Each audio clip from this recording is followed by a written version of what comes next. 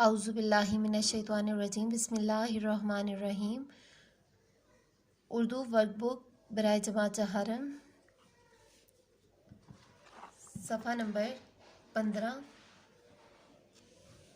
دن منگل، تاریخ 27 اپریل، سبق نمبر 4، کچھوا اور سارس۔ الفاظ کو معنی سے ملائیے۔ الفاظ معنی: کوچ کرنا، روانہ ہونا، سفر کرنا، ایک جگہ سے دوسری جگہ جانا، دور دراز، بہت دور، سوچ بچار، غور و فکر، ترکیب سوچنا، طریقہ خیال میں آنا، تدبیر سوچنا، شور و غل مچانا، ہنگامہ کرنا، بہت زیادہ شور کرنا، منت سماجت کرنا، گڑ گڑانا، التجا کرنا، خوش آمد کرنا۔ سوالات جوابات: طویل مدت تک بارش نہ ہونے سے انسانی زندگی کس طرح اثر انداز ہوتی ہے؟ سوچ کر لکھیے۔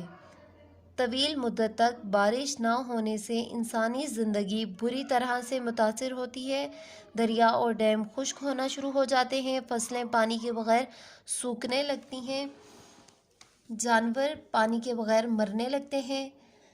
تحقیق: سوال ب، رسول صلی اللہ علیہ وآلہ وسلم عہد کی پابندی فرماتے تھے اور دوسروں کو بھی اس کی تلقین کرتے۔ عہد کی پابندی کے حوالے سے آپ صلی اللہ علیہ وآلہ وسلم کا ایک واقعہ بہت مشہور ہے، ساتھیوں سے بات کر کے وہ واقعہ لکھیے۔ رسول اکرم صلی اللہ علیہ وآلہ وسلم عہد کی پابندی فرماتے تھے۔ ایک دفعہ کا واقعہ ہے، آپ صلی اللہ علیہ وآلہ وسلم کا گزر ایک قافلے سے ہوا تو راستے میں آپ صلی اللہ علیہ وآلہ وسلم کو ایک اونٹ پسند آ گیا اور آپ صلی اللہ علیہ وآلہ وسلم نے قافلے سے اس اونٹ کا سودا طے کر لیا، لیکن رقم آپ صلی اللہ علیہ وآلہ وسلم کے پاس نہیں تھی۔ آپ صلی اللہ علیہ وآلہ وسلم اونٹ لے گئے اور کہا، آپ ادھر رکیں، میں اس کی رقم بھجواتا ہوں۔ تھوڑی ہی دیر گزری تھی کہ آپ صلی اللہ علیہ وآلہ وسلم نے وہ رقم بھجوا کر اپنا عہد پورا کیا۔ آپ نے اس سبق سے کیا سیکھا؟ اس سے ہم نے یہ سبق سیکھا کہ کسی سے بھی جو عہد کیا جائے اسے پورا کرنا چاہیے۔ تجزیہ: سوال ج، آپ کے خیال میں بچوں نے کچھوے کو دیکھ کر جو کیا وہ درست تھا یا غلط؟ دونوں صورتوں میں وجوہات لکھیے۔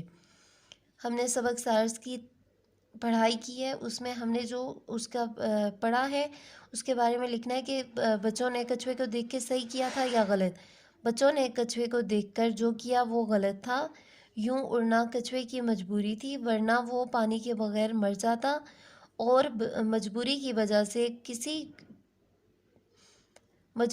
وجہ سے کوئی کسی بھی حال میں ہو سکتا ہے، اس پر ہنسنا نہیں چاہیے، اس حالت کا مذاق نہیں اڑانا چاہیے۔